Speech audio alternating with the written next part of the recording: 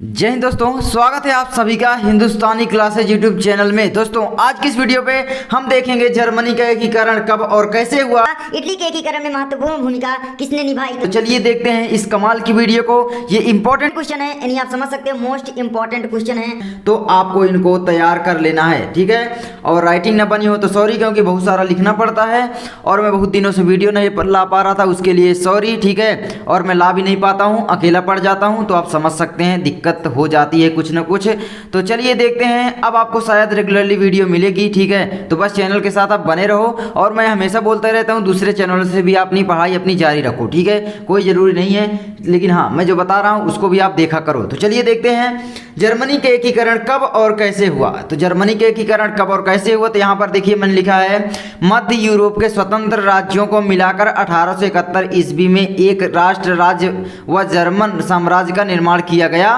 इसी ऐतिहासिक प्रक्रिया को जर्मनी का एकीकरण कहते हैं। तो यहाँ पर अब मैं आपको थोड़ा इसको समझा देता हूँ कि कैसे। देखिए मध्य यूरोप का मतलब है जो मध्य में यूरोप पहले था, ठीक है, आप नक्शा में देखे होंगे यूरोप। तो यूरोप के जो स्वतंत्र राज्य थे, स्वतंत्र राज्य समझ रहे हो, जो गुलाम नहीं थे, किसी दूसरे देश के गुलाम नहीं थे, स्वतंत्र राज्य को मिलाकर 1871 ईस्वी में एक राष्ट्र राज्य बना दिया गया। राष्ट्र राज्य का मतलब क्या है कि समझौता हो जाता है आपस में।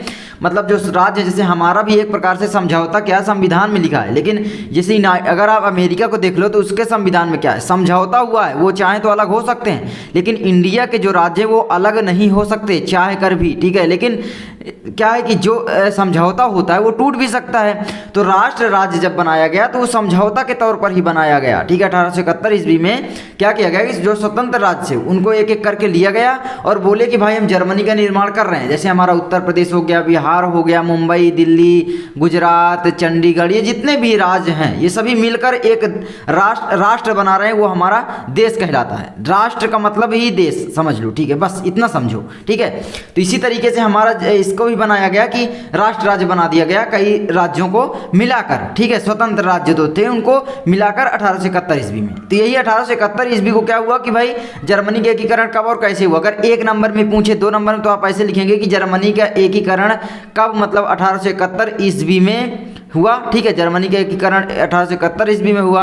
दूसरी बात कैसे हुआ, तो मध्य यूरोप के स्वतंत्र राज्यों को मिलाकर 1871 ईस्वी में एक राष्ट्र राज्य व जर्मन साम्राज्य का निर्माण किया गया। इसी ऐतिहासिक प्रक्रिया को जर्मनी का एकीकरण कहते हैं। लेकिन मैं समझाने के लिए इतना सारा आपको लिख दिया हूँ, आप चाहें तो इतना आंसर लिख देंगे तो भी आपका सही हो जाएगा। लेकिन अगर मान लीजिए आपसे लॉन्ग क्वेश्चन में पूछ लेता है 4 नंबर 5 नंबर में, तो आपको इतना सारा लिखना पड़ेगा। तो चलिए इसको देखते हैं। तो यहाँ पर देखो क्या है कि मध्य यूरोप के जर्मन लोगों में प्रबल राष्ट्रवादी क्या थी, भावनाएं विद्यमान थी। इसका मतलब क्या है आप समझ रहे हो, हमारे अंदर क्या राष्ट्रवादी भावनाएं नहीं है? हैं, बिल्कुल है। अगर हमारे देश के बारे में कोई कुछ बोल दिया, पाकिस्तानी बोल दिया, तो हम सब एक हो जाते हैं और आपस में लड़ते रहते हैं। जैसे अगर पड़ोसी को ले लो कोई, या आसपास के लोगों को, आपस में लड़ते हैं। लेकिन जहाँ देश की भावनाएं आ जाती हैं, राष्ट्र की भावनाएं आ जाती हैं, वहाँ हम सब एक हो जाते हैं। यही तो राष्ट्रवादी भावनाएं होती हैं कि अपने देश के प्रति, अपने राष्ट्र के प्रति मर मिटने की भावना ही राष्ट्रवादी भावना कहलाती है, ठीक है। तो इतना सिंपल है, पूछ भी सकता है कि राष्ट्रवादी भावना क्या है, तो आप आसानी से लिख दोगे।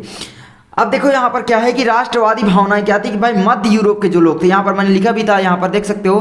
तो यहाँ पर मध्य यूरोप के जर्मन लोगों में प्रबल राष्ट्रवादी भावनाएं विद्यमान थी। देखिए इतना डिटेल से आपको लिखने की जरूरत नहीं है, आपको पूरा नंबर मिल जाएंगे, ठीक है। इसी तरीके से लिखना है, मध्य यूरोप के जर्मन लोगों में प्रबल राष्ट्रवादी भावनाएं थी। अब देखो यह विद्यमान थी।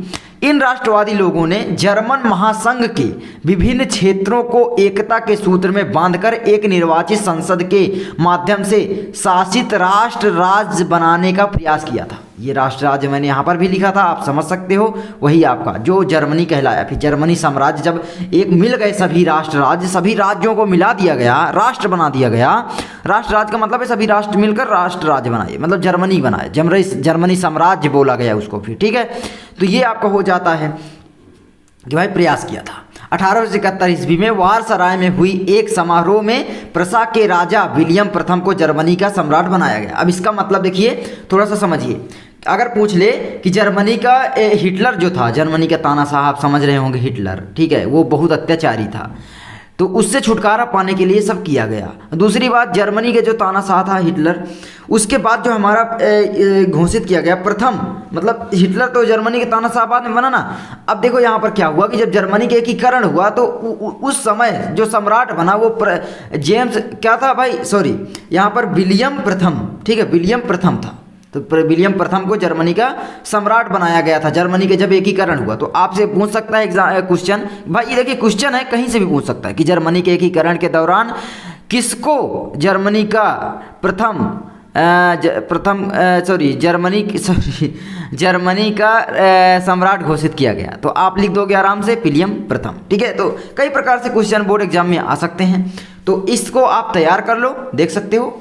और ये पूरा है, और ये थोड़ा राइटिंग ना बनी हो तो सॉरी, ठीक है, जल्दी जल्दी लिखा हूँ। और भी आपको वीडियो प्रोवाइड करनी है, अब आपको लगातार हो सकता है पहले जैसे वीडियो मिलने लगे, क्योंकि आप समझ सकते हो मैंने कितनी सारी वीडियोस 2-3 दिन में मतलब अपलोड की थी पिछले, लेकिन अब मैं बीच में नहीं कर पाया था एक हफ्ते से, लेकिन अब आपको रेगुलरिटी फिर से देखने को मिलेगी। अब यहाँ पर आगे देखिए, इटली के एकीकरण में महत्वपूर्ण भूमिका निभाने वाले 3 नेताओं के नाम लिखिए।